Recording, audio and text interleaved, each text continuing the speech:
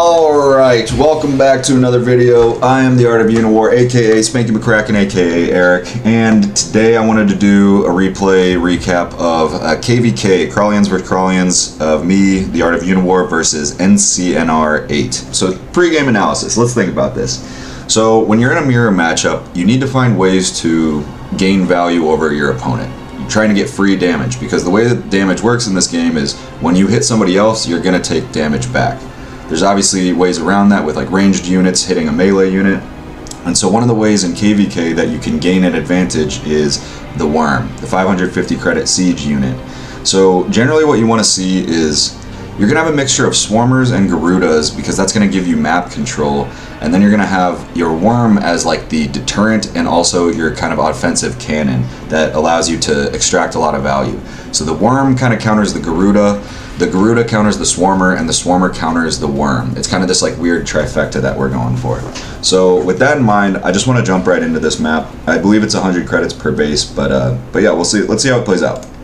So the game starts. I go first on the right in black, and I realize I can just take, I can land on that city, I can get a free turn getting those credits, and if he hops on the city, I should be able to kill it with my 10 underling. So I figured I'd take the free city credits while I could, and then I was just going to capture that, this harbor just in case. I might be able to use it later, I wasn't really sure what I wanted to do. I left that underling able to be hit because I knew it could reach that city, and I'm going to pause real quick. I knew it could reach that city, and so I had 2 Garudas available, so if he hit it, I could kill it.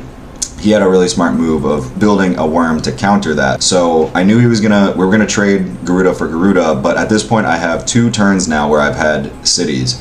And so I'm getting an additional 65 credits of income. So thinking back to a mirror matchup, you're trying to gain value over your opponent. Gaining more income and trading the same value of units is one of the ways to do that. So I also build a Worm, but I build it on this base here. And what I realize is I have a win condition in sight already. I see it. He has his Worm up here. The movement of the Worm is limited so that it can't move on a plains hex and a base hex. It can't do both in one turn, meaning he has to commit 2 turns for it to go down. Since I built mine here, I was able to directly go down. So if you think about the heat map of where his army is, the vast majority of his strength is up top. So in my mind, I'm like, what if I just start going all in down towards the bottom? I have these underlings up top, which are going to be like little distractions that were really cheap for me. So I can keep some of his units up top while I just start reinforcing all the bottom. So the idea here was I'm going to bring this Worm down. I'm going to send it down as a... So that was the win condition I saw kind of at this point. Built a couple Swarmers. He has these underlings in place. Underlings are good for just like soaking up Garuda hits. So in a weird way, underlings do a good job of being a counter to Garudas, because they just like get in the way. And so you need like a mixture of Swarmers to take care of those underlings too. Pausing it again, I feel like at this point I wasn't really sure if I could commit to going to the bottom, because he was doing a good job of like spreading his units out. And what did he end up doing? So he did start pushing down, and I was like, you know what? He gave me a free unit to kill. I'm going to force a confrontation. I'm down 100 credits killed, but he doesn't have his Worm down there. He can't hit my Worm right now, and so I'm like, this is my shot to go. So his Garuda smacks my Swarmer. I kind of baited this in, and he does a really smart move of also building his own Garuda, his own Worm here. But the problem is, I have a whole bunch of stuff, and I was already in position to... I just had more units available down here. So I was able to get good Garuda hits on some of his Swarmers, and he's going to have to soak up... It's going to take a whole bunch of these attacks to actually kill this Garuda. So he is able to kill the underling on the city, but here's where I start to get a bunch of value. Gaining value here is getting the Worm hits on the Swarmers or the Garudas, and the Garudas hitting his Swarmers. So even though I'm not getting the kill advantages here, you can see that like he just has a lot of weakened units. And the problem with like the Garudas for him is that they're really hard to actually kill, and they repair really quickly, especially if you can utilize these heal pads, which heal 6 if you repair a Garuda on a heal pad.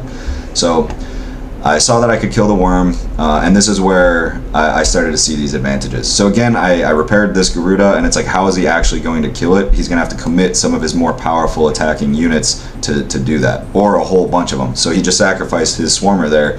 So he sacrificed his Swarmer, so I don't have to kill it this turn. He just did it for me.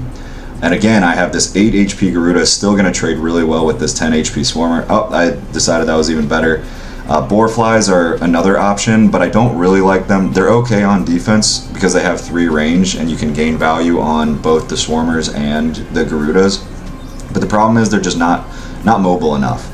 And so, just want to pause it again real quick, is what I said at the beginning was his worm was stuck up top, and I just kept giving him targets to keep the worm distracted, and he never actually brought it down.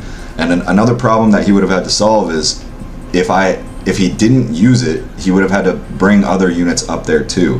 And so this base would have been covered, so he wouldn't be able to build on this base while doing that. So it's like, I just kept making it hard for him to commit his worm down to the bottom. So moving forward, we just keep going. I realize I can get another massive hit on that Swarmer there, and I'm just going to keep building up towards the bottom. Because I built up my forces down at the bottom, and I swung when his worm was up top, it just gave me enough opportunity to have the right composition to start gaining advantages. So he gives me another juicy hit with the Garuda. I don't really mind taking some Boarfly shots on my Garuda. He's got better options to hit. But again, the Boarfly doesn't hit at melee range, so the Swarmers also count to the Boarflies. Yeah, I wanted to pause here because his worm was on this base, and if he moved here, he could have one-shot this Swarmer. But because I have this Swarmer on here, he recognizes he's like in the losing position. I have 4.6k credits killed to 3.4k. I am dominating this game. He knows that he has to bring the worm down, and because I delayed pretty much a big portion of his army from being able to join the fight for so long, I was able to get my like checkmate move right here on the next one here. So I had to sacrifice that Swarmer, but then the next one was able to follow it up, and he got a promotion, so he gains an HP and a stat boost to attack. And then with the 6 HP underling, he does not have enough to kill this, and I was able to just get the win. So I think that this is a really good example of how you gain value in a mirror matchup. When you're doing Khraleans versus Khraleans, you have this like trifecta of units that counter each other, and then it's all about just trying to add value, try to gain an extra city here and there. And if you have the same types of units and they all take damage and give damage to each other, it's just finding about the right composition of units to gain that value. So I'm just going to do a quick video for this one, and I'll see you in the next one. Peace.